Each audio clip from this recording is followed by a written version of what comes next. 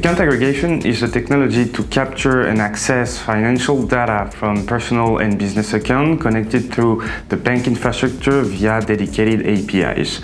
This services is regulated in Europe under the PSD2, which is the Payment Service Directive number 2. Account information has dozens of potential use cases. Two of the most common ones would be decisioning for the credit risk industry and financial management, both for particular or for businesses.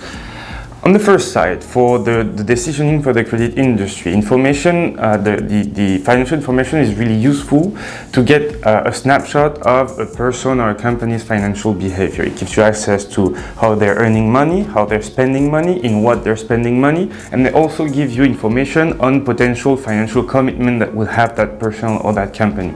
Do they have loans? Do they have mortgages? Do they have any kind of subscription? And on top of that, it allows us to have visibility on certain risky financial behavior, such as, for example, gambling behavior. For financial management, bank data is also useful to actually automate a lot of processes, whether it be cash flow analysis, forecasting, conciliation, and it gives you, in the end, a lot of tools to automate your day-to-day processes. And it would be the same for a person. It's an information that's really useful for example, PFM, Personal Finance Management Application, that try to analyze the person's financial behavior to help him improve his financial behavior on a day-to-day basis. First of all, we need to get access to the bank credential, whether from the person or from the company. So we will ask them through a frontal that we implement into any kind of app or website, a widget where we're actually gonna ask for the credential of the end users.